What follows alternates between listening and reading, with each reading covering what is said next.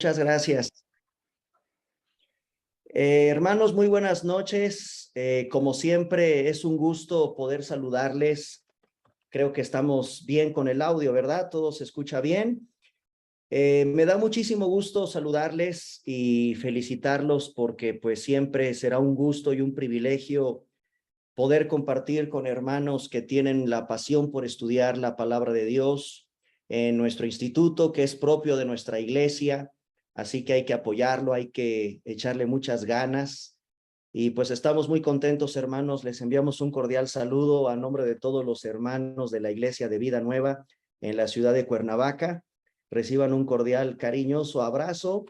Y pues bueno, vamos a entrar en materia porque en verdad el tiempo es muy limitado para tanta información que tenemos que compartir con ustedes. Vamos a poner en manos del Señor este tiempo. ¿Les parece si oramos? ¿Me acompañan, por favor? Señor y Dios, gracias, bendito Padre, porque siempre será un privilegio, Señor, dirigirme a tu pueblo, a un pueblo que siempre, Señor, está dispuesto a escuchar de ti. Gracias porque en esta noche, a través de la tecnología, podemos llegar hasta la comodidad de los hogares, de los trabajos, de los lugares a donde mis hermanos se conectan para estudiar tu palabra.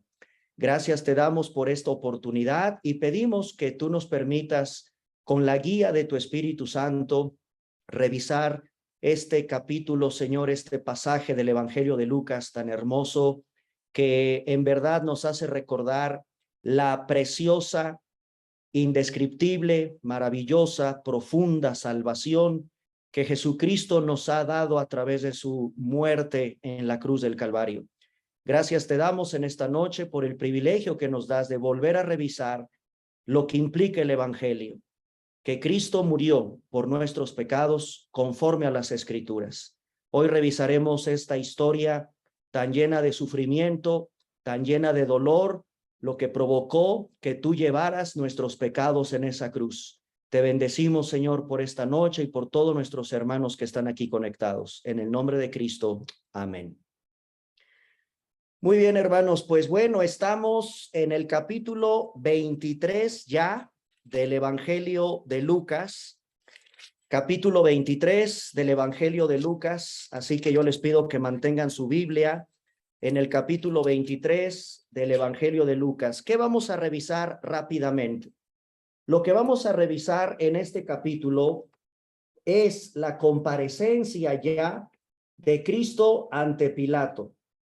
También vamos a revisar algo único que nos muestra el evangelista Lucas, que es otra comparecencia ante un repugnante gobernante que existió en la historia y que se conoce como Herodes. Lucas es el único evangelio que nos va a narrar lo que aconteció cuando Pilato quiso de alguna manera evadir la responsabilidad de condenar o de sentenciar a Jesús. Lo remite ante Herodes. También en este capítulo, Herodes lo vuelve a regresar a Pilato y es donde encontramos la sentencia de muerte de nuestro Señor. El capítulo 23 también nos habla de la crucifixión, nos va a mostrar el evangelista Lucas las palabras que Cristo pronunció en la cruz cuando estuvo crucificado. Lucas nos muestra cuáles fueron exactamente las últimas palabras que Cristo pronunció en la cruz, de 7 que dio. Hay que recordar que los 4 evangelistas recogen 7 palabras que Cristo pronunció en la cruz y Lucas recoge la primera y la última de las 7 palabras cuando muere en la cruz. Finalmente, el capítulo que vamos a revisar tiene que ver con la sepultura de nuestro Salvador. Hermanos, estamos ante un asombroso evangelio. ¿Quién es Lucas? Obviamente entendemos que si estamos revisando el Evangelio de Lucas, este es un personaje real de carne y de hueso, es un hombre que escribe esta maravillosa narración aproximadamente entre el año 60 y el año 61 después de Cristo. Hermanos, estamos ante un autor que no es judío. Lucas no era de la nación de Israel. La mayoría de los estudiantes de la historia y los agiógrafos, ¿quiénes son los agiógrafos? Los agiógrafos son los especialistas en el estudio de la vida de los santos. Bueno, aquí estamos frente a un santo. Entendemos por santo lo que la Biblia nos enseña. Desde el momento en que nosotros somos apartados para el Señor, somos llamados santos en la Biblia. Aquí estamos frente a un hombre, un santo, como lo fue Pablo, como lo es Pedro, y como somos nosotros, en términos bíblicos, es correcto decir que también nosotros somos santos. Y los agiógrafos nos muestran que se trata de un hombre gentil. Es el único caso de un personaje no judío que bajo la inspiración del Espíritu Santo nos redacta ni más ni menos que el evangelio que lleva su nombre y también el libro de Hechos de los Apóstoles. La historia nos dice, los agiógrafos nos dicen, que Lucas posiblemente era oriundo de la región de Antioquía. Antioquía es un famoso lugar porque ahí por primera vez se les llamó cristianos a los seguidores de Jesús de Nazaret. En Hechos, que es de la autoría de Lucas, en el capítulo 11, versículo 26, ustedes pueden descubrir cómo esa región es muy famosa porque precisamente ahí, en Antioquía, se les empezó a llamar cristianos a los seguidores de Jesucristo. Bueno, pues Lucas era posiblemente originario de la región de Antioquía. Y tanto el libro de Hechos como el Evangelio de Lucas son de la autoría de este precioso hombre, de este hombre que Dios escoge. Es un médico, es gentil y además es un historiador. Lucas, por la narración que da, por la investigación que hace, y dado que tanto su evangelio como el libro de Hechos los dirige a un excelentísimo funcionario del gobierno llamado Teófilo, lo hace un prominente historiador. Los cristianos tenemos en nuestras manos un documento fidedigno de historia, porque Lucas es un historiador. Y además, para asombrarnos, ya para terminar con este preámbulo y conocer un poquito de Lucas, que es el evangelio que estamos revisando, hermanos, ustedes sabían que si llegásemos a colocar en la mesa, digamos en un pergamino y lo desenrollamos, todo lo que escribió Lucas con el evangelio que lleva su nombre, más aparte con el libro histórico de Hechos, se trata de lo más extenso del Nuevo Testamento. Ni siquiera Pablo, con todas las cartas que llegó a escribir, tampoco Pedro, tampoco Juan, logran superar en extensión a lo que escribió Lucas. Lucas lleva la delantera en toda la extensión de lo que escribe por el libro de Lucas, el Evangelio de Lucas y el libro de Hechos de los Apóstoles. No cabe duda que el Señor ahí nos sorprende de cómo Él en su soberanía puede escoger a un gentil no judío para redactar con más extensión el evangelio que lleva su nombre y la historia, ni más ni menos, de la época de que Cristo se fue al cielo. ¿Qué fue lo que pasó?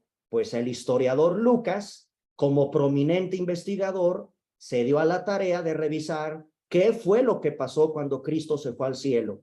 Y por eso tenemos los cristianos la historia del cristianismo en sus inicios. Cómo comienza la iglesia, dónde comienza la iglesia, etcétera. Todo eso lo sabemos por la narración del maravilloso libro de Hechos de los Apóstoles. Hermanos, entonces estamos ante un personaje muy interesante de estudiar. No era judío y cómo el Señor, ¿verdad? Soberanamente escoge en su amor, en su soberanía, a un hombre no judío para escribir de manera magistral la historia de nuestra fe como cristianos y el evangelio que lleva su nombre. Les recuerdo que también es un médico. Este es un hombre preparado, este es un hombre muy culto. El lenguaje que emplea Lucas en el griego es de una persona muy culta, muy preparada, porque se trata de un hombre preparado. Muy bien. Vamos a revisar rápidamente, hermanos, desde la perspectiva de un médico y de un historiador, los últimos momentos de Cristo en su juicio. Y el Evangelio de Lucas, en el capítulo que nos toca revisar, capítulo 23, pues entramos al escenario de la pasión de Cristo en el momento en que es entregado por los líderes del Sanedrín ante un gobernante que la historia registra que se llamó Poncio Pilato. Fíjense que hasta hace algunos, no muchos años, la gente dudaba, los escépticos, los arqueólogos, dudaban de la existencia de Pilato. Fue hasta recientes años que un descubrimiento de la arqueología pues hizo cambiar de opinión porque había una inscripción en una piedra precisamente con el nombre de Poncio Pilato.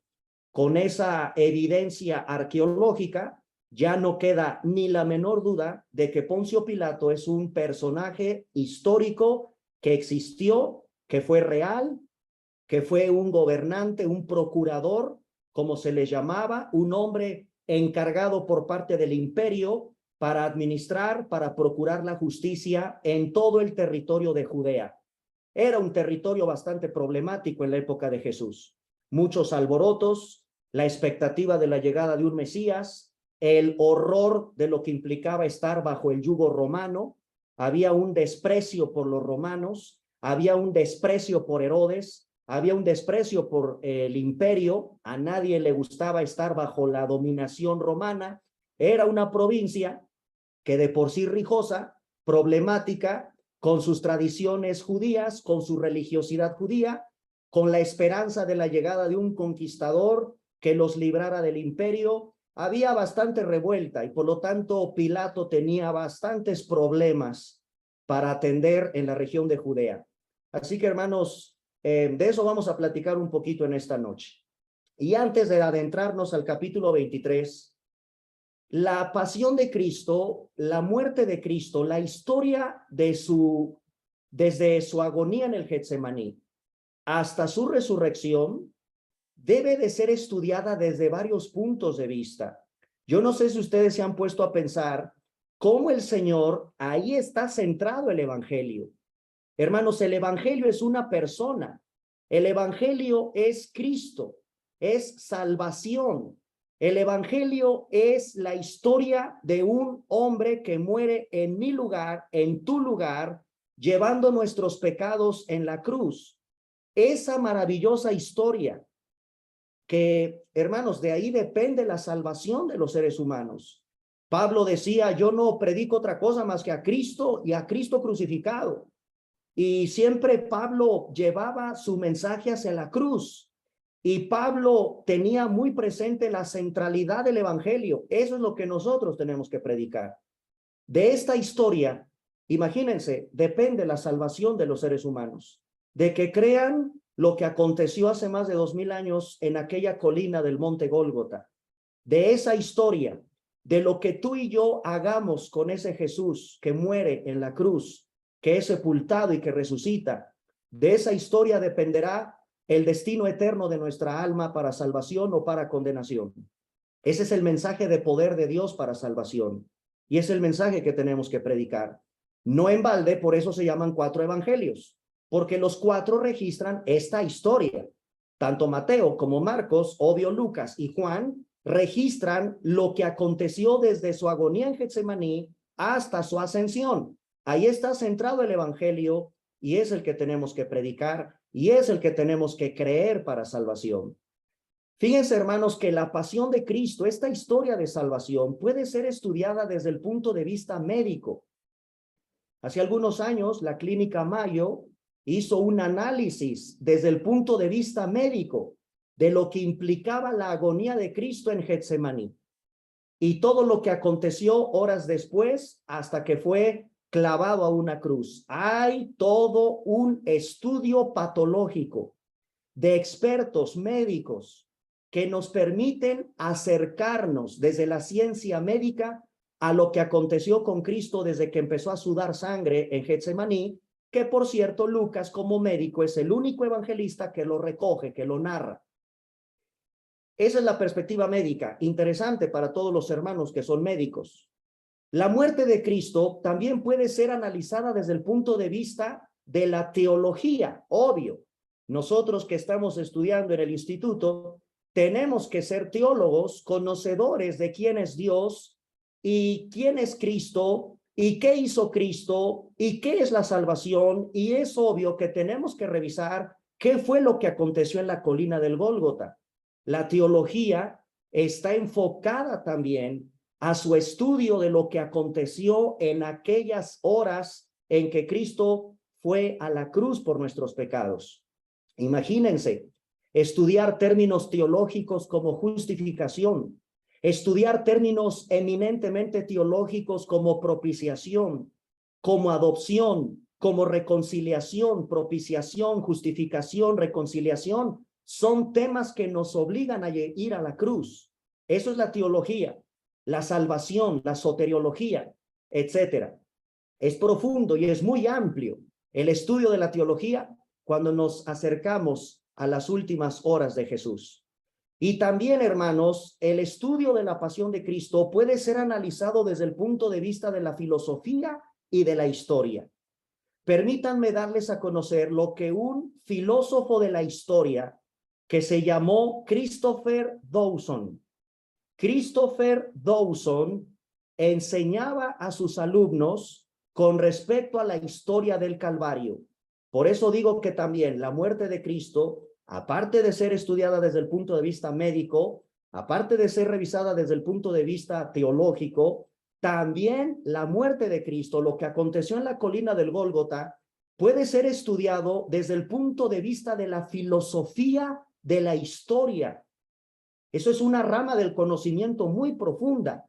Y hay especialistas en sociología de la religión, en filosofía de la religión, como el doctor Christopher Dawson, que dijo lo siguiente. Escuchen lo que decía este prominente catedrático inglés. La civilización occidental, que es la nuestra, se cimenta sobre tres colinas. La del Partenón, donde florece la filosofía griega. La Capitolina, desde donde se difunde el derecho romano, y la del Gólgota, donde se desarrolla la religión judeocristiana. ¿Se dan cuenta la importancia de lo que está diciendo este experto en filosofía y en historia? La civilización occidental, o sea, la nuestra, está cimentada en lo que aconteció en tres colinas. Y una de esas colinas, hermanos, es el Gólgota. Obviamente nosotros vamos más allá de eso. Quien estudia teología, quien tiene al Espíritu Santo, sabe que hay algo más, mucho más profundo de lo que Dawson nos puede mostrar cuando nos dice que nuestra civilización está cimentada sobre lo que aconteció en el Gólgota. No solo la civilización, nuestra vida, el futuro de nuestra alma, la verdadera razón por la cual existimos. Eso es lo que nos narra el Gólgota. Sería muy pobre un estudio con tan solo quedarnos con Dawson de que solo la civilización tiene sus cimientos en lo que aconteció en el Gólgota. No, hermanos, vamos más allá. Los teólogos van más allá y descubren lo que Dios maravilloso hizo en la colina del Gólgota, que no se compara con lo que sucedió en la colina de los romanos, la Capitolina, y ni mucho menos con el Partenón en la Grecia, de donde por supuesto tenemos mucha influencia de los griegos y los romanos. Pero hay algo más profundo en la colina del Gólgota. Obviamente, hermanos, nuestra esperanza, nuestra salvación depende de lo que creamos o no, de que rechacemos o no la historia que hoy vamos a platicar en esta noche. Así que también, por si fuera poco, la muerte de Cristo puede ser estudiada desde el punto de vista de los abogados. Todos los que pues hemos tenido la oportunidad de ir a la carrera de derecho, los que son abogados, también nos podemos adentrar desde el punto de vista de las leyes para saber qué fue lo que pasó en aquella noche del Getsemaní cuando Jesús fue arrestado. Ahí hay un acto de autoridad, ahí lo arrestaron, lo aprendieron, y lo llevaron primero ante la casa de Anás. Si tú eres cuidadoso en seguir los pasos que el Espíritu Santo nos permite dar de hasta dónde fue llevado el Señor, primero lo llevaron a Anás, no lo presentaron ante el Sanedrín, luego lo presentan ante Caifás, luego se reúnen en la madrugada, cosa que están violando leyes del derecho hebreo. Hermanos, los abogados nos quedamos pasmados de la serie de injusticias, de atropellos que hay con respecto al proceso jurídicamente hablando de Cristo. Hay muchísimos libros que a continuación, al final de la clase, con mucho gusto te puedo recomendar, que son unas joyas para revisar desde el punto de vista de las leyes qué fue lo que aconteció con Cristo cuando fue arrestado y llevado ante el Sanedrín.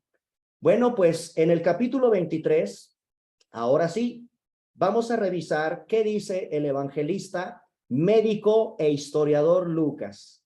Dice el capítulo 23, levantándose entonces toda la muchedumbre de ellos, llevaron a Jesús a Pilato. Y desde ahí podemos empezar a revisar lo interesante. ¿Por qué a Pilato? ¿Quién es Pilato? Hermanos, una vez que este grupo, ¿y quién es ese grupo? ¿Quién es esa muchedumbre de la que habla Lucas? Pues ni más ni menos que se refiere a todo ese grupo de personas, a todo ese conglomerado de personas que conformaban el Sanedrín, los líderes de Israel en aquel entonces, los líderes judíos, que una vez que ellos en la madrugada, a puerta cerrada, deciden darle muerte a un blasfemo. Cristo ya, cuando leemos Lucas 23, para ellos ya es un condenado a muerte. Deciden darle muerte.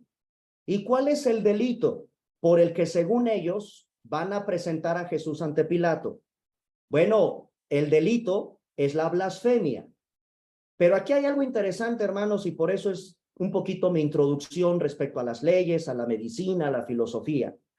Resulta que los judíos en la época de Cristo no podían aplicar la pena de muerte. Mucho podemos hablar de lo que sucedió aquella noche del arresto de Jesús. Cuando cayó en manos de los líderes religiosos, debieron haberlo llevado ante un recinto oficial que se llama Gazit, con G de gárgara. G de gato, A, Z y latina, TH. Gazit. El Gazit era el recinto oficial a donde Cristo debió haber sido presentado para ser juzgado. Y no en la noche. Hay leyes en el hebreo, en el derecho hebreo, que prohíben hacer ese tipo de juicios. Sin embargo, la escritura nos permite ver que fue llevado primero ante Anás y luego ante Caifás. Si esto es así, podemos ver una continuidad de violaciones procesales desde que lo arrestaron en la noche, orando él en Getsemaní, termina de orar, sabemos la historia, encuentra a Pedro durmiendo, a sus discípulos durmiendo, finalmente llegan una tropa de soldados, de líderes, de sacerdotes, con palos, con antorchas, aquello estaba oscuro. Todos los que han viajado a Israel es obligado que te lleven a visitar el huerto de Getsemaní, que todavía es asombroso poder contemplar los árboles de olivo, a donde es ese huerto donde la historia dice que Jesús fue arrestado. El delito es la blasfemia. Eso lo encontraron ya ellos a puerta cerrada en su reunión, y es verdad.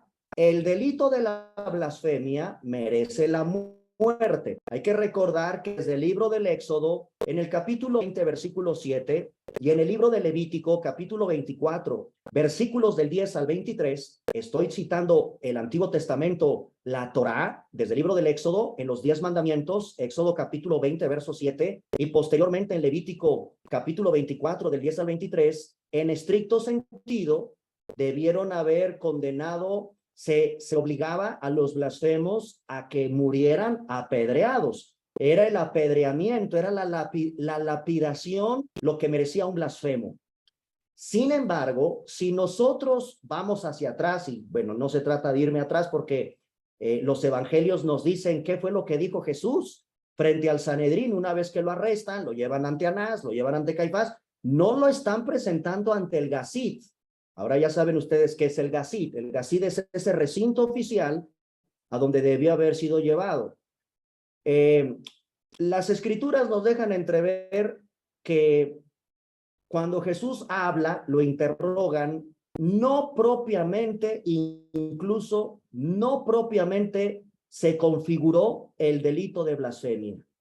Pero ellos, obviamente, ¿verdad? Ante la pregunta de Caifás, bueno, ¿eres tú el Hijo de Dios? Y Jesús contesta, pues, sí, tú lo has dicho, y veréis al Hijo del Hombre sentado a la diestra del Todopoderoso y viniendo entre las nubes del cielo. Con eso Caifás rasga sus vestidos, lo cual también es algo muy interesante de estudiar. Todos esos detalles, hermanos, están en la ley judía, lo que debía de hacer el sacerdote ante una blasfemia. Y había una prohibición de rasgarse las vestiduras. Sin embargo, Caifás rasga las vestiduras y es donde, después de que no logran configurar, bueno, ¿de qué lo acusamos? No es un ladrón, no asesinó a nadie, no podemos acusarlo de nada porque en realidad no encontramos nada. Se agarran, ¿verdad? De esta declaración, tú lo has dicho, yo soy. Y entonces, pues lo acusan de la blasfemia. Algo desafiante e irreverente ante Dios. Pero, hermanos, los líderes de Israel no pueden aplicar la pena de muerte. Ellos no tenían autorizado imponer una sentencia de muerte.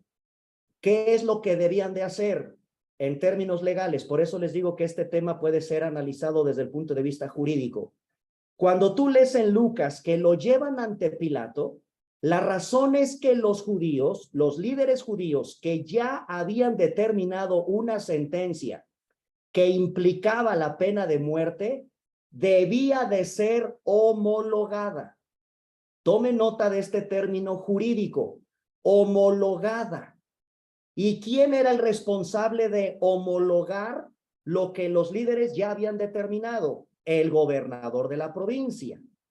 A esta homologación, los abogados le llaman exequatur. Se los deletreo. E de Enrique, X, E de Enrique, Q de queso, U, A, T, U, R. Exequatur, así se lee, exequatur. Este término legal significa que el procurador tiene que revisar si se cumplen los requisitos para confirmar la sentencia que los líderes del Sanedrín ya habían impuesto. De lo contrario, tenía que liberar al reo o al preso. ¿Se entiende? La resolución la tiene que revisar el procurador y a esto se le conoce como exequatur o se llama homologar la resolución de los líderes religiosos. Ninguno de los evangelios, ninguno, nos dice que los líderes del Sanedrín, fíjense qué mañosos, ellos no le informaron a Pilato que ya se habían ellos reunido. Ellos simplemente presentan a Jesús, pero no le informan que ya habían hecho ellos un juicio previo. Y ahora ellos tienen un problema. No pueden ir con Pilato diciéndole que es un blasfemo. ¿Ya vieron lo que Lucas nos dice? ¿Qué inventaron los líderes del Sanedrín? Sigamos leyendo la historia. Versículo 2. Comenzaron a acusarle diciendo, a este hemos hallado que pervierte a la nación. Un momentito, ¿en qué momento Jesucristo fue acusado ante el Sanedrín por haber alborotado o pervertido a la nación? Eso no era cierto. ¿Se están dando cuenta, hermanos, por qué es importante revisar lo jurídico? Ellos están ante un problema si presentan a Jesús como un blasfemo. ¿Por qué? Porque a Pilato y a los romanos no les importa la blasfemia. Los romanos eran politeístas, adoraban a los dioses de los griegos. Acuérdense que los romanos copiaron a los dioses griegos. Entonces, para Pilato, el decirle, ¿cómo que contra quién blasfemó? Blasfemó contra Dios. ¿Cuál Dios? Va a decir Pilato. A mí no me importan sus dioses, mientras no se meta con Júpiter, mientras no se meta con mis diosas, mientras no se meta tu reo, tu preso, tu loco, tu fanático religioso con mis dioses, yo no tengo por qué hacerle caso a tu blasfemia. Acúsenlo ustedes, condénenlo según la ley de ustedes. ¿Se dan cuenta, hermanos, cómo los líderes se encuentran ante un problema? Porque ellos no pueden aplicar la pena de muerte. ¿Por qué? En el derecho romano existía lo que se conoce como el derecho de espada, el jus gladi en latín, gladiador, gladi, de ahí viene de espada, jus gladi, el derecho de la espada. ¿Quién tenía ese derecho? Los romanos. Solo ellos tenían la prerrogativa ante una sentencia por parte del Sanedrín de homologarla y determinar si era un delito o no en aplicación de la muerte. Como la blasfemia era ridículo ante Pilato, repito, porque Pilato era pagano, Pilato era un politeísta, no le va a importar que diga que blasfemó contra Dios. Pilato no sabía quién era el Dios de Israel. Pilato tenía otros dioses. ¿Me explico? Por eso no le interesaba la blasfemia como delito. Los líderes tienen que llegar con otro tipo de argumento. ¿Y cuál es el argumento? ¿Ya lo vieron? Versículo 2. Pervierte a la nación, prohíbe, miren qué mentirota, prohíbe darle tributo al César. ¿Eso enseñó Cristo? Todo lo contrario. Cristo fue el primero que pagaba impuestos. Cristo fue el primero que dijo al César lo que es del César, a Dios lo que es de Dios. Pedro, vete a pescar y saca una moneda y paga tu impuesto y el mío. ¿Cómo que no pago impuestos? Y miren qué barbaridad. Están acusándolo de otra manera. Prohíbe darle tributo al César. Y aquí viene la parte medular que le llamó la atención a Pilato. Este delito se llama delito de lesa majestad. Delito de lesa majestad. ¿Y qué es el delito de lesa majestad? Atentar contra la patria romana, contra la sedición. Era un desertor, era faltar a la autoridad del emperador, era ir en contra de las potestades públicas de Roma. El delito de lesa majestad implicaba una violación o un desacato a las órdenes de los magistrados y a todos los funcionarios de la República Romana. Cualquier ofensa contra el emperador, en este caso Tiberio, el emperador, entonces eso era considerado, eso sí, un delito de lesa majestad. De hecho, en el latín este delito se dice crimen majestatis immunitae. Ahorita se los deletreo para que lo tengan más completo. ¿Cuál es la acusación por la cual los líderes lo están llevando? Nada tontos. Ellos saben que no pueden ir a acusar a Jesús de blasfemo, sino que se meten al área del delito de crimen majestatis immunitae, que significa en términos sencillos el delito de lesa majestad. En otras palabras, miren lo que Jesús, según ellos, decía: prohíbe darle tributo al César y dice que él es el Cristo, un rey. Ahí está. Eso fue, ahí sí, donde ya le llamó la atención a Pilato. Y fue entonces la famosísima pregunta que Pilato le hace al Señor: ¿eres tú el rey de los judíos? Y miren, quiero que seamos bien cuidadosos, hermanos, cómo el Señor maravilloso no cae en ese delito. Él simplemente dice: tú eres el que lo está diciendo. Miren la manera el Señor de no caer en el jueguito de los líderes religiosos. Cristo aquí pudo haber dicho: sí, yo soy más grande que César, yo soy más grande que el emperador, yo soy hasta tu rey, Pilato. Si hubiera dicho eso Cristo, Pilato de inmediato lo hubiera mandado a la cruz. Jesús nos está mostrando aquí el Espíritu Santo para darnos la evidencia de la maldad, de cómo fue llevado el proceso más injusto de toda la historia que se haya registrado hasta el día de hoy. Sócrates murió envenenado, se le dio a beber un brebaje que se llama la cicuta, y antes de morir envenenado, este famoso filósofo llamado Sócrates pronuncia su defensa. Sócrates se defendió antes de ser envenenado, condenado a muerte, porque según los acusadores estaba llevando a la juventud de Grecia hacia otras ideas totalmente contrarias a las enseñanzas de los griegos. Es interesante leer en la historia la apologética de Sócrates. Cristo, hermanos, está siendo llevado para cumplir las profecías de las escrituras de manera asombrosa en un acto de injusticia aberrante, en manos de pecadores, en manos de un sistema corrupto como era el sistema religioso judío, y por supuesto los romanos, que aquí entramos a la historia de un hombre pusilánime, un hombre débil como lo fue Pilato. ¿Eres tú el rey de los judíos? Y Jesús simplemente le dice, tú lo dices. Esa fue la respuesta del Señor. Es entonces que Pilato se vuelve a la gente y les dice, no está cometiendo el delito de lesa majestad. Él está diciendo, pues tú lo estás diciendo. Tú lo estás diciendo. Fíjense qué manera, ¿no? Y entonces Pilato les dice, no encuentro delito. Esto es un término jurídico. Esto es un término legal, delito. Por eso les digo que la muerte de Cristo es estudiada desde muchos puntos de vista, y aquí está el ejemplo. Aquí hay un análisis jurídico de lo que aconteció con esta primera audiencia ante las autoridades romanas, porque ya había habido otras audiencias ante las autoridades judías. Pero miren la insistencia de los líderes.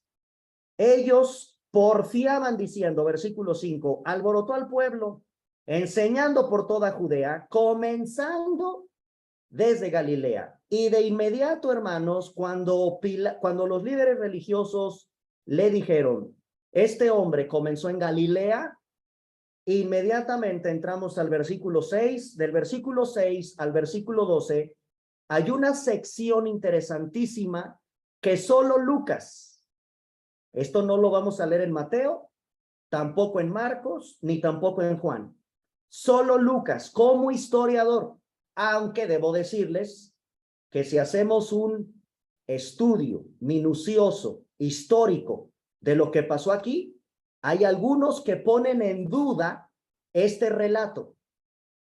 ¿Por qué? Los gobernadores, como Pilato, no podían transferir su jurisdicción, y menos cuando se trataba de un delito que ameritaba la pena de muerte. Si ellos dicen que ya está sentenciado, que es un alborotador, y lo entregan ante el procurador, y lo quieren matar, y lo quieren llevar a la pena de muerte, las leyes en aquel entonces prohibían que Pilato transfiriera su jurisdicción. En otras palabras, se lavara las manos. De ahí viene el dicho, me lavo las manos como Pilato. Aquí se está queriendo lavar las manos. Y lo más fácil para él es él mismo violar una ley romana, una ley del derecho romano. Él no tenía por qué transferir su jurisdicción capital a otro gobernante. ¿Sí me explico? Por eso algunos historiadores y algunos abogados han dudado de que esto sea real. Pilato no se pudo haber jugado el pellejo ante el emperador si se hubiera descubierto que Pilato mismo está queriendo evadir su responsabilidad. Hermanos, yo con todo mi corazón creo que no hay ninguna mentira aquí. Creo que Lucas es un historiador respetable y Lucas merece respeto a la investigación que hace, y por supuesto los teólogos entienden que esto está inspirado por el Espíritu Santo. Hay mucha evidencia para poder demostrar que esto es real. Cristo fue llevado en lo que se conoce como una jurisdicción, es transmitir la jurisdicción, no pertenece a su jurisdicción, de ahí se quiere agarrar Pilato. Esto se llama, en términos legales, una declinatoria material. ¿Qué está haciendo Pilato? Pilato lo que está haciendo es interponer, en términos de abogados, una declinatoria material. En otras palabras, esto no pertenece a mi jurisdicción. Y hermanos, esto es hasta el día de hoy. Un juez del Estado de México no se tiene que meter con un delincuente que haya cometido un delito en el estado de Sonora. Son diferentes jurisdicciones. Los jueces tienen otros medios para llegar a cooperar. Si un delincuente comete un delito en el Estado de México, pero lo detienen en Sonora, es diferente.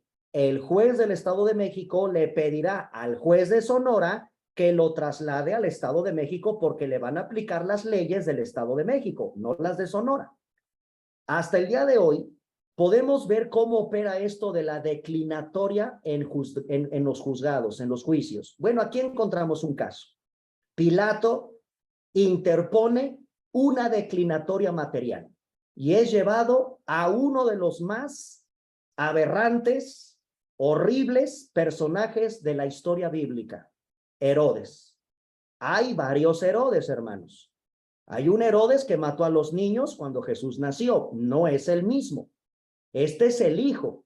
Este es conocido como Herodes Antipas.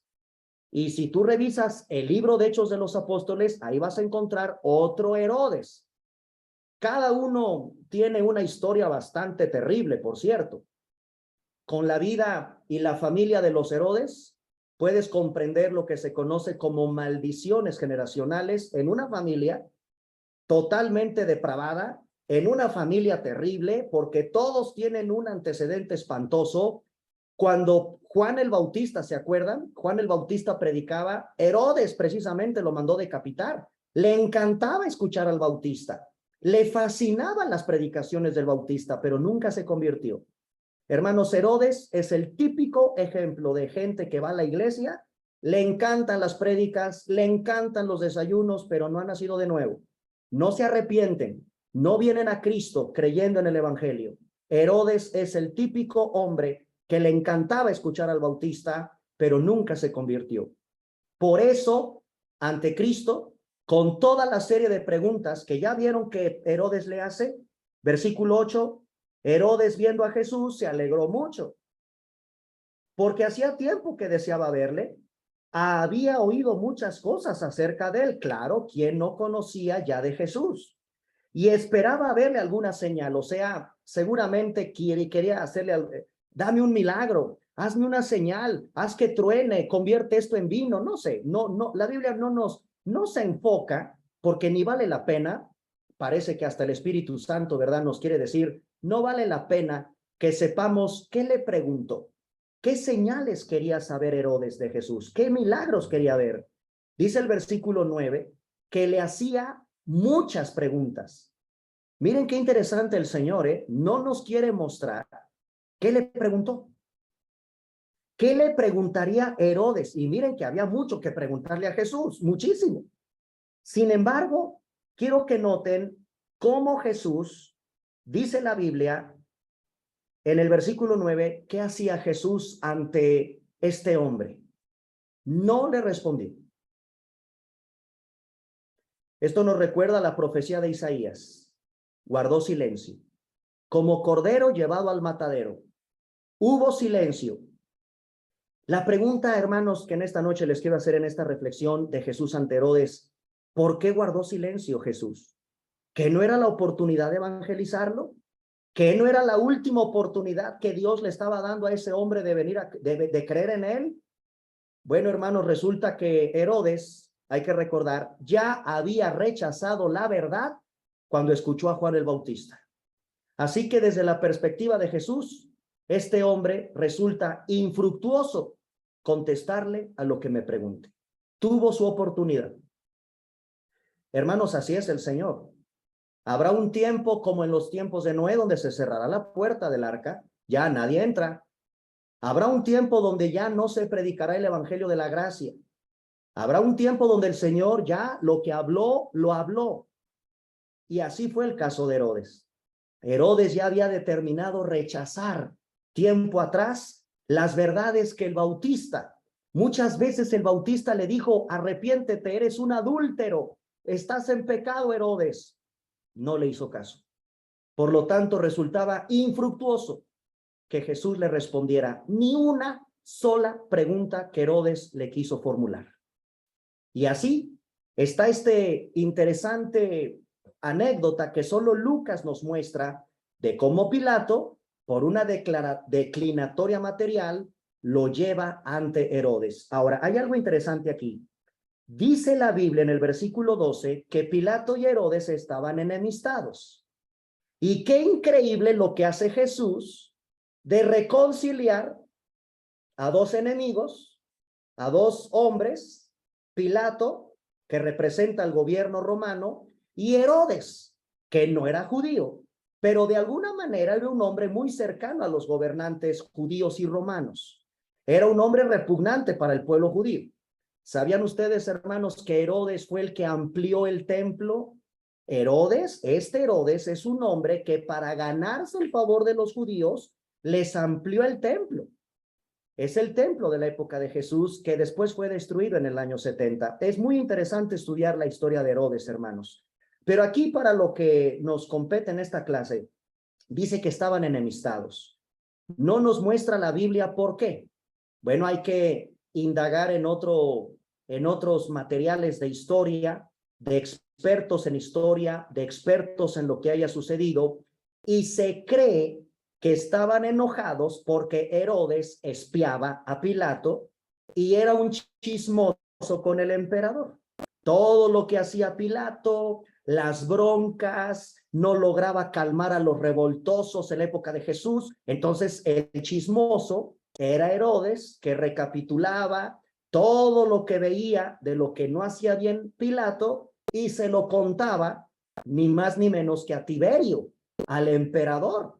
Entonces, creo que esa es una de algunas otras explicaciones que algunos dan de cuál sería la razón por la cual estaban enemistados. La Biblia no nos lo dice, pero no es extraño creer que si Herodes era un típico barbero para quedar bien con el pueblo, para quedar bien con ellos, pues seguramente algo por ahí lo cachó Pilato de que era un chismoso y andarlo quemando, ¿verdad? Como decimos, me andas quemando y me andas ahí hablando a mis espaldas, ni más ni menos con el emperador, y me vas a meter en un problema. Seguramente algo hubo entre ellos.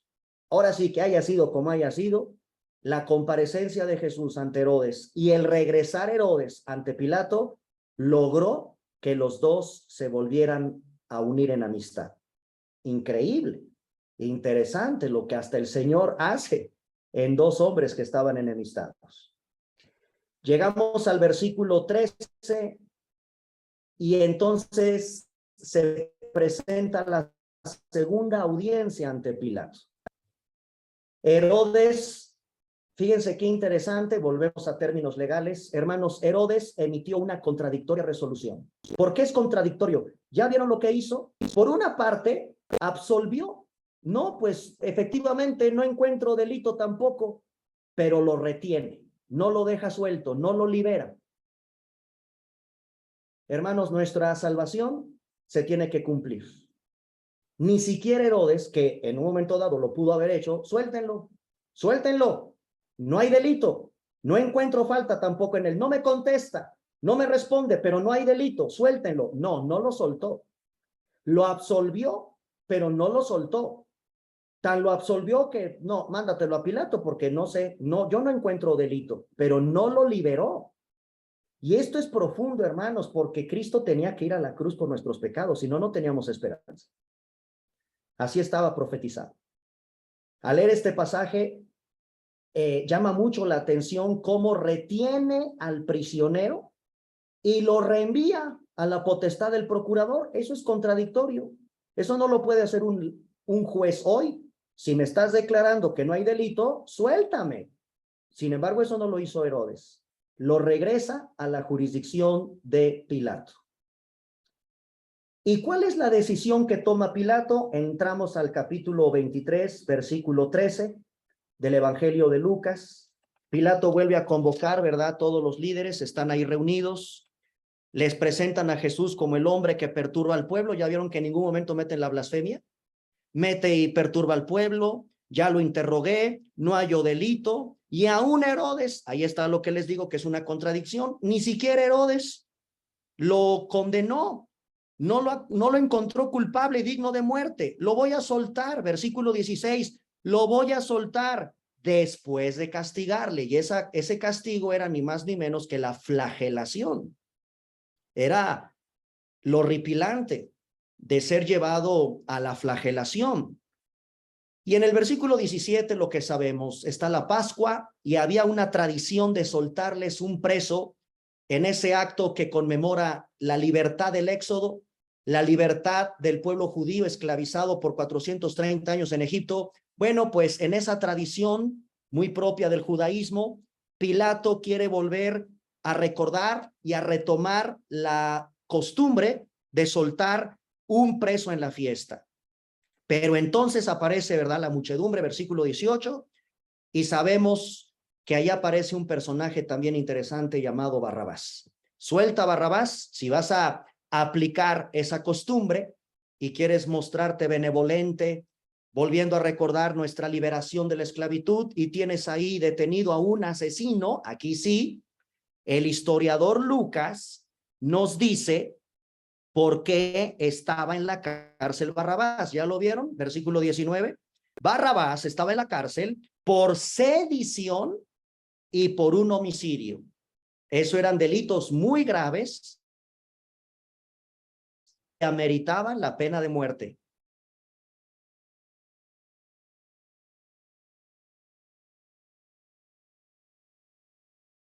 Está encarcelado ese hombre que es cierrador y provocando una revuelta para que todos se unieran contra los romanos. Lo agarraron, lo detuvieron.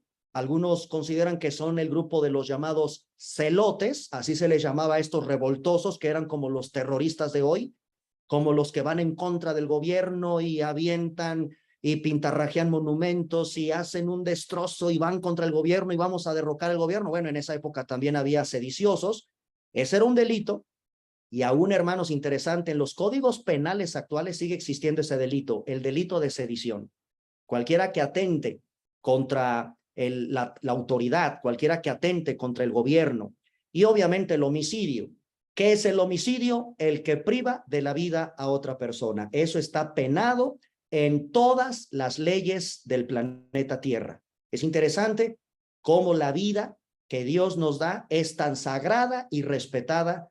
Aún para los que no conocen de Dios, saben que la vida es un regalo, saben que es algo que tenemos único y que se debe de respetar.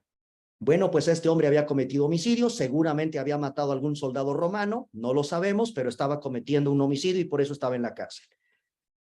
Y encontramos, ¿verdad?, la manera en que como Pilato quiere liberarse, quiere salir de su culpa. Tratando de liberarse, el pueblo pide la crucifixión. Daban voces pidiendo la crucifixión. Versículo 24, Pilato sentenció que se hiciese lo que ellos. Fíjense nada más, qué injusticia, qué gobernante tan pusilánime. ¿Cómo es posible, hermanos? Aquí estamos frente a un hombre que no acató su responsabilidad, no está resolviendo si se cometió un delito, no se metió con la blasfemia, no halló pruebas para el delito de lesa majestad que les dije, no encontró delito, no está resolviendo la comisión de un delito. Y si no hay delito, por lo tanto el acusado debió haber sido soltado. Hermanos, aquí estamos frente a una resolución que se llama resolución de permisividad. Resolución de permisividad. ¿Qué está haciendo Pilato? Lo que ustedes digan. Voy a permitir que ustedes hagan lo que ustedes quieren hacer con el reo, con el condenado a muerte. Se llama resolución de permisividad y los acusadores son ahora los que tienen en sus manos la vida del condenado. Hermanos, esto es una aberrante injusticia, una incongruencia procesal que se resume en un linchamiento. Es un como asesinato tumultuario. No hay sentencia condenatoria aquí. No hay sentencia declaratoria. es una resolución que se llama de permisividad. Lo que el pueblo diga, yo me lavo las manos. Y sabemos que así lo hizo. Se lavó las manos. De eso, pues está narrado aquí en el Evangelio de Lucas, como desde luego en otros evangelios. Desde luego estoy tratando de irme un poco rápido, pero para darles a ustedes quizás otra perspectiva, un poquito desde la perspectiva de los abogados, del por qué esto es una aberración. ¿Qué está haciendo aquí Pilato? Una resolución de permisividad. Hermano, repito, esto casi se puede parecer a un linchamiento tumultuario, un asesinato tumultuario, una sentencia sin condena, una sentencia sin entrar al fondo por el cual lo llevaron. Increíble. Por eso los abogados creen que se trata del proceso judicial más injusto de toda la historia. Y es entonces donde entramos al capítulo 23, versículo 26, con la crucifixión. Llevándole, versículo 26, llevándole, encontraron a un cierto Simón. ¿Llevándole a dónde? Bueno, obviamente al lugar de la crucifixión, se refiere a la crucifixión. Y llevándole, dice la palabra del Señor, obligaron a un hombre llamado Simón de Cirene que venía del campo y le pusieron encima la cruz. Aquí hay algunas cosas interesantes que hay que aclarar. Voy a permitirme comentarles, hermanos, que el tema de la crucifixión es analizado. Hay registros en la historia. Por ejemplo, Cicerón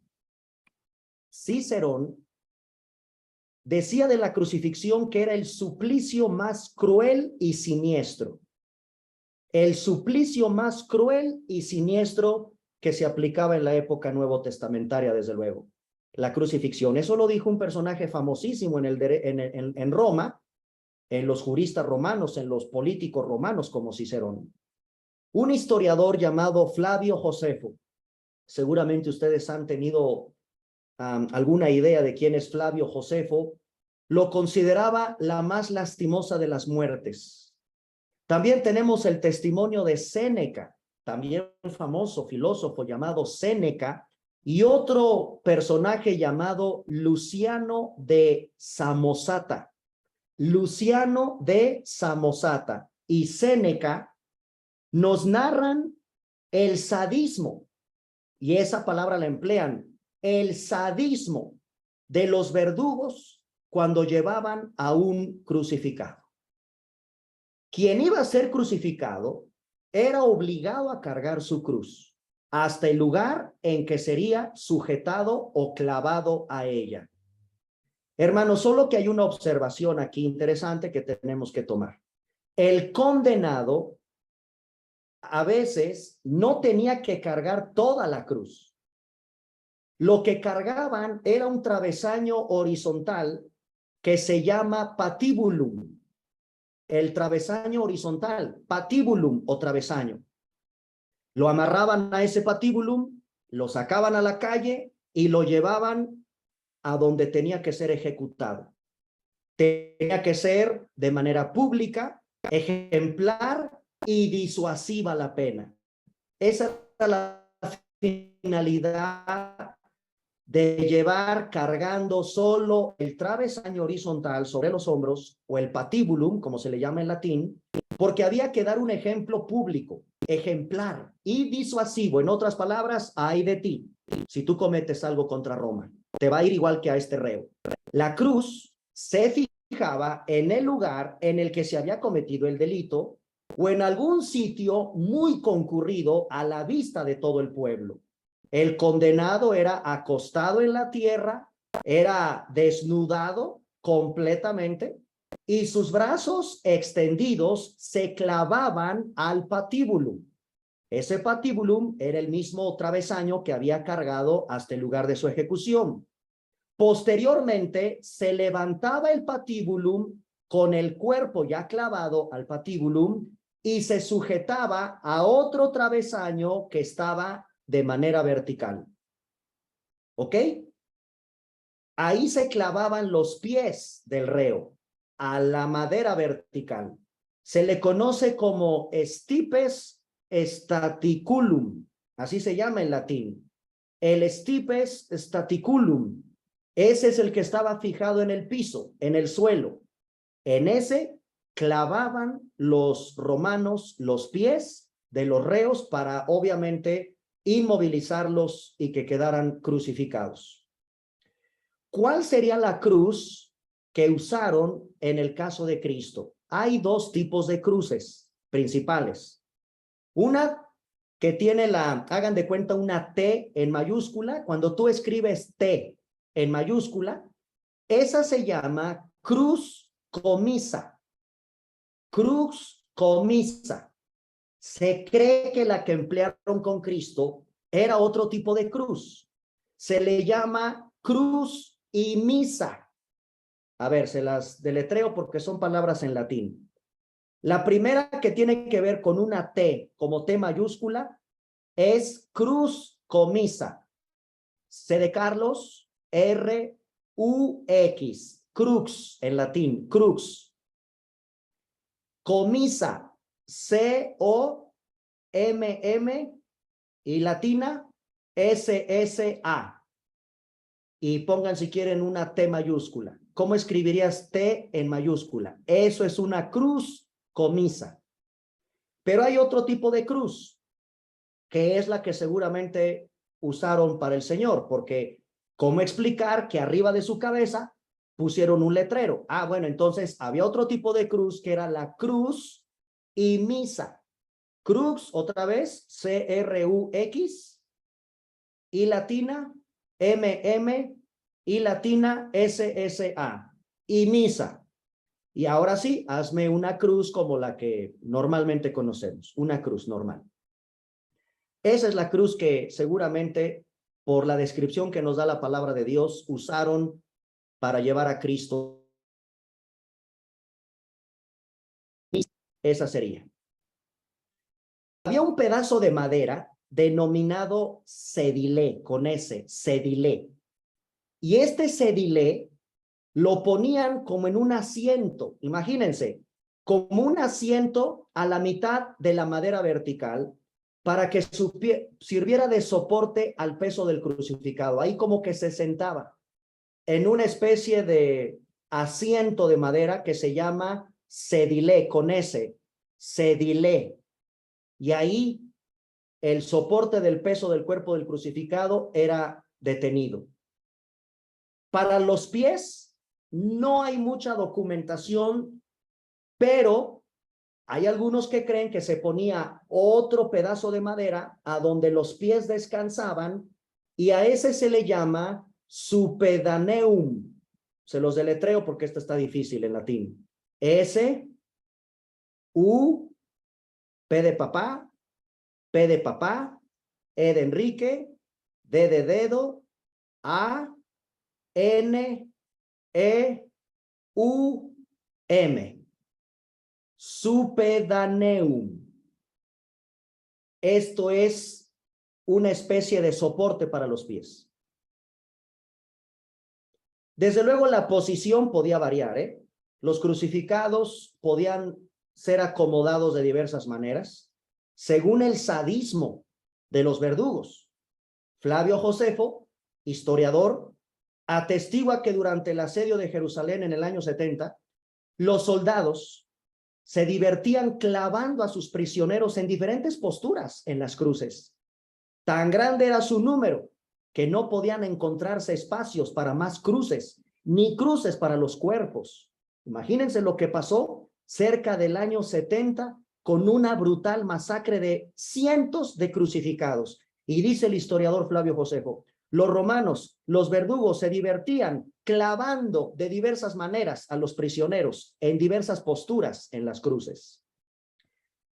Bueno, pues es interesante porque esto es histórico, esto es real. Cristo fue clavado a una cruz, tal como los evangelios nos narran que murió en una crucifixión. Los condenados, hermanos, sabemos, durante su agonía y tras su muerte fueron devorados por los animales. No era una muerte rápida, era devorados en las cruces por animales salvajes, aves de rapiña, y por lo general las cruces no eran muy altas, ¿ok? Ellos permitían que las bestias subieran y trataran de alcanzar los cuerpos. Hay mucha información histórica, les repito, les voy a mandar a través del grupo de WhatsApp, si Alejandra, nuestra hermana Ale, me lo permite, les voy a mandar toda una bibliografía de donde hemos obtenido toda esta información histórica, jurídica, para que puedan ustedes tener un acercamiento más concreto, porque si ustedes se fijan, no hay mucha descripción en los evangelios de cómo fue simplemente la flagelación. Ustedes saben que Mel Gibson fue el único hasta ahorita, para mí, el único productor de que se acercó a exactamente cómo era una flagelación. Ninguno de los evangelios nos narra con tantos detalles cómo era una flagelación. Por eso tenemos que recurrir a fuentes históricas para darnos una idea de lo horrible y de lo espantoso que era que el cadáver quedara clavado por días, devorado por bestias, devorado por animales, etcétera. ¿Sí? Se colgaban en la cruz. Muy bien. Hermanos, pues encontramos rápidamente, ¿verdad?, a un hombre cargando la cruz. ¿Y por qué? Porque Cristo estaba debilitado. Aquí está una imagen. En el capítulo 23 que estamos leyendo, versículo 26, hay una imagen conmovedora de la humanidad de Cristo. Una imagen conmovedora de la humanidad del Señor. Cristo experimentó todas las debilidades, excepto el pecado. Como resultado de la flagelación, los guardias escogieron al azar a un tal Simón. Este hombre era originario de Cirene, del norte de África, posiblemente un hombre negrito, fuerte. Al azar, vieron que Jesús no podía cargar ni siquiera quizás el travesaño horizontal y por lo tanto le obligan que ayude a Jesús a cargar su madero hasta el lugar del Gólgota. Hermanos, esta es una imagen, repito, conmovedora de la humanidad de nuestro Señor. Él experimentó todas las debilidades, repito, excepto el pecado. Y como resultado de la flagelación, le piden a este hombre que llevara la cruz. Camino a su crucifixión aparece un grupo de plañideras. Lucas es el único evangelista que registra un grupo de mujeres. ¿Quiénes son esas mujeres que aparecen precisamente en el capítulo 23 y en el versículo 27? Un grupo de mujeres que lloraban. Se les conoce como mujeres plañideras. Eran mujeres que generalmente estaban llorando en los funerales, en funerales de los judíos. Solo Lucas, solamente él, como historiador, refiere este incidente. Y es bastante interesante, es un motivo de análisis cómo Jesús les habla de que vendría en manera profética un juicio sobre la nación de Israel. Cristo está citando, de hecho, al profeta Oseas en el capítulo 10, versículo 8. Incluso podemos hacer un comparativo en Apocalipsis, capítulo 6, verso 16, de lo que está aconteciendo aquí con estas mujeres. También aquí resalta un proverbio popular. Lo que Jesús está tratando de decir con este proverbio popular es: si los romanos son capaces de semejante atrocidad contra mí, que yo soy el árbol verde, que yo soy joven, que soy fuerte, que soy la fuente de la vida, imagínense qué le harán entonces a la nación judía, que es un árbol seco, es un viejo estéril y que está listo para ser juzgado. Es muy interesante lo que Cristo les está diciendo a estas plañideras cuando están llorando. Van también dos malhechores cargando sus respectivos travesaños para llegar a lo que se conoce como la colina del Gólgota. Esta es una palabra aramea que significa calavera. Seguramente, hermanos, ahí había muchos crucificados y un montón de calaveras. Ahí dejaban los cuerpos que se descompusieran, a la intemperie, o que los animales hicieran el resto para desbaratar lo que quedaba de los cadáveres ahí colgando. Espantoso aquello. Seguramente era un lugar donde varios cráneos se habían acumulado, o posiblemente la misma colina tenía forma de una calavera. Haya sido como haya sido, la palabra Gólgota significa precisamente el lugar de la calavera, y es allí, a las afueras de Jerusalén, a donde Jesús es llevado a la crucifixión. En Lucas 23, versículo 34, hermanos, se encuentra la primera palabra de Cristo registrada cuando lo están clavando a la cruz. En el instante en que Jesucristo es perforado de sus manos y de sus pies, Lucas capítulo 23, versículo 34, registra la primer palabra de la cruz y dice Padre. Quiero que noten que se dirige a Dios, Padre. Es la primera palabra. ¿Y saben cuál es la última palabra? La última palabra de Cristo está en Lucas 23, 46. También le llama Padre. La primera palabra de la cruz es Padre, perdónalos porque no saben lo que hacen. La última palabra que Cristo da crucificado antes de morir es Padre. Otra vez, Padre, en tus manos encomiendo mi espíritu. Entre la primera y la séptima palabra hay otras 6, hay otras 5, mejor dicho, porque son 7 palabras de la cruz. Para conocer la profundidad de estas 7 palabras, les recomiendo la obra del predicador cubano Cecilio Arrastía. Cecilio Arrastía, un predicador cubano que escribió un hermosísimo librito que se llama Diálogo desde la cruz. Me voy a permitir leerles, hermanos, un pedacito de la reflexión que hace nuestro hermano, parece que ya murió, un predicador cubano. No es fácil ser cristiano en Cuba. Y este hermano nuestro, un predicador, un pastor de la isla de Cuba, bajo la persecución de la dictadura, escribió este libro, repito, que se llama Diálogo desde la cruz. Me voy a permitir, hermanos, leerles un fragmento de esta reflexión de Cecilio Arrastía, que dice de la siguiente manera: la primera palabra es revelación de la grandeza espiritual de Cristo. La capacidad de un hombre para amar hay que medirla en términos de su capacidad para perdonar. El perdón es el amor funcionando vestido de gala. En la cruz, Cristo, que fue disfrazado de general romano, vistió la gala del amor. Pero eso no es todo. La primera palabra va dirigida a satisfacer la más honda necesidad del hombre, porque nada necesita tanto el hombre ansioso, hipotecado por su propia culpa, como el perdón de sus pecados. El hombre es el hijo del amor y solo vive como hombre cuando es alimentado por el amor. Y el amor, que es amor, perdona.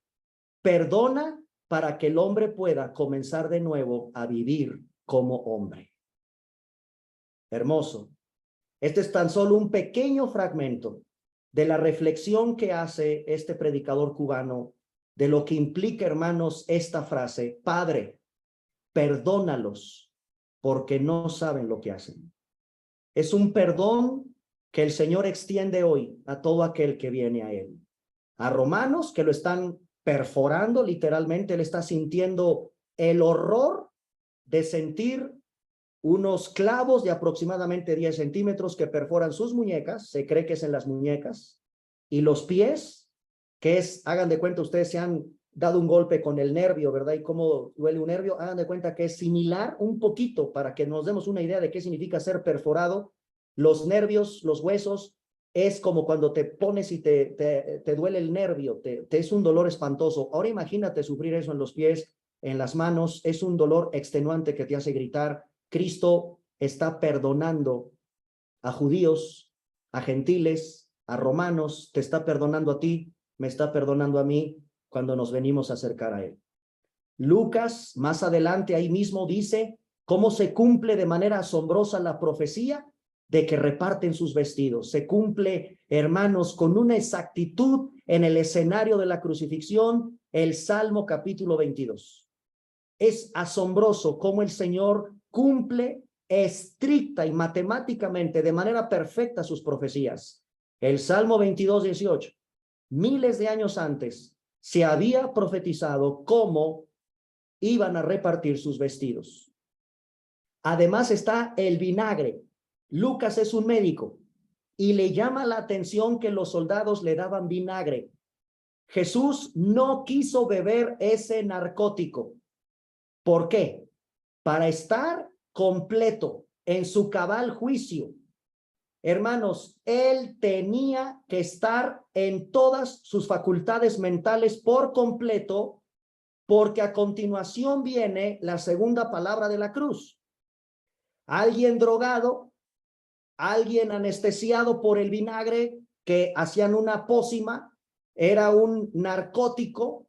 Lucas como médico lo registra y Cristo no lo está tomando, porque miren qué interesante, él está en sus 5 sentidos, él puede hablar.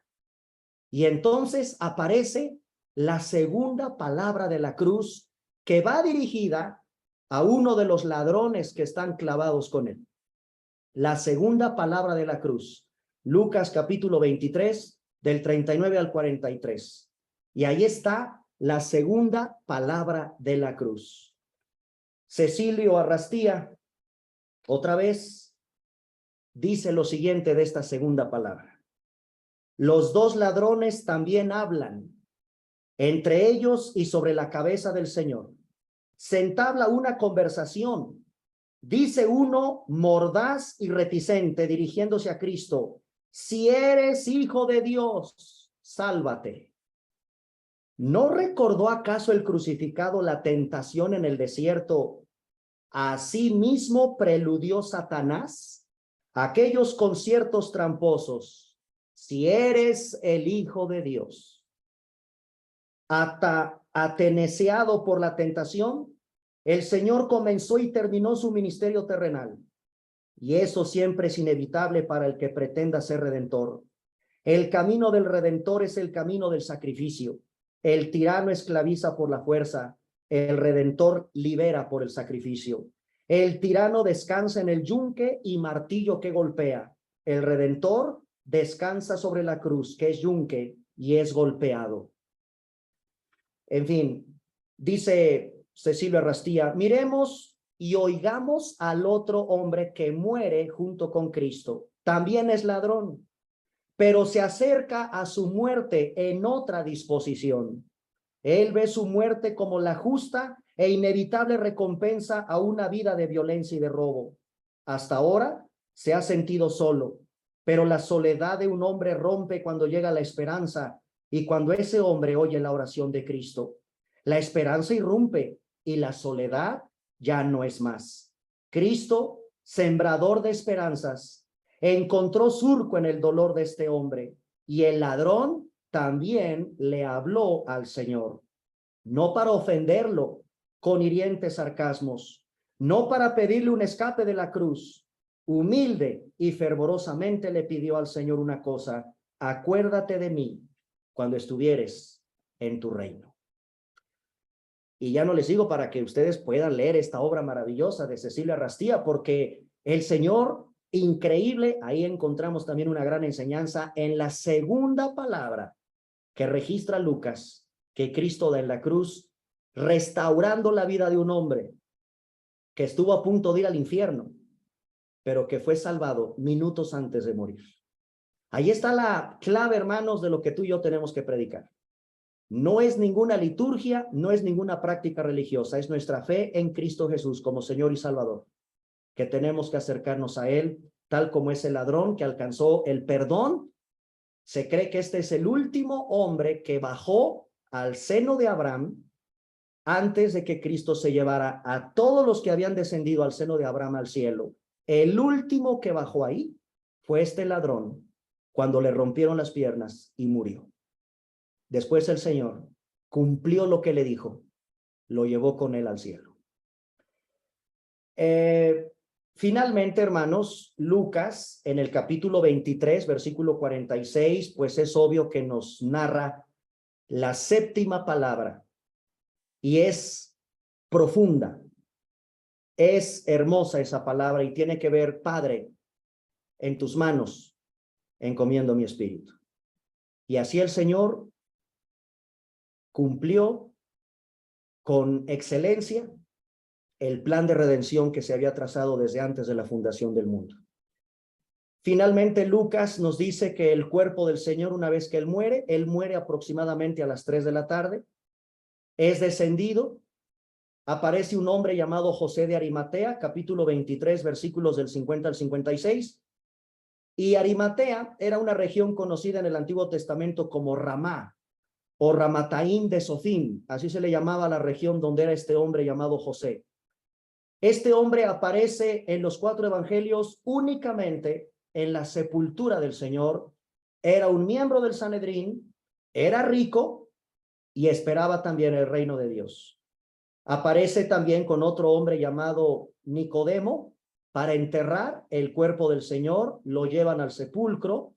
Y hay que reflexionar que sin duda José de Arimatea se está arriesgando, se está arriesgando de ir con Pilato y pedirle el cuerpo de Jesús, porque seguramente, ¿verdad? Pues había bastante odio, imagínense el ambiente que pululaba en torno a Jesucristo, y sin embargo José de Arimatea se arriesga y pide el cuerpo del Señor. De acuerdo al evangelista Juan, era acompañado de Nicodemo para enterrar a Jesús en un sepulcro nuevo. ¿Por qué es importante saber de José de Arimatea que era rico, por ejemplo, y que era un sepulcro nuevo? Porque estos detalles nos permiten ver otra profecía cumplida en Isaías capítulo 53, versículo 9. Isaías capítulo 53, versículo 9, estaba profetizado que Jesucristo sería sepultado con ricos en un sepulcro que era de un rico, ¿ok? Y que era un sepulcro nuevo. Este hombre era pudiente. Así que de manera asombrosa se cumple la profecía de Isaías capítulo 53, versículo 9. Sabemos que Cristo aproximadamente a las 3 de la tarde muere, ya está 4 o 5 de la tarde, empezaba ya el solemne día de reposo, los cuerpos no podían permanecer en las cruces, y entonces por eso es que Jesús muere. Él estuvo clavado desde las 9 de la mañana hasta las 3 de la tarde aproximadamente. Y bueno, hermanos, esto es parte de lo que podemos revisar desde la perspectiva del evangelista Lucas. Desde luego que hay muchos más detalles, pero, insisto, les voy a hacer llegar la bibliografía de los libros, el material con el que ustedes pueden tener un estudio más profundo todavía. Hoy fue un panorama de algunos detalles interesantes, desde la perspectiva muy de un abogado, desde la perspectiva de lo que dice la historia, en términos muy generales de lo que aconteció en la muerte de Cristo desde la perspectiva del médico e historiador Lucas.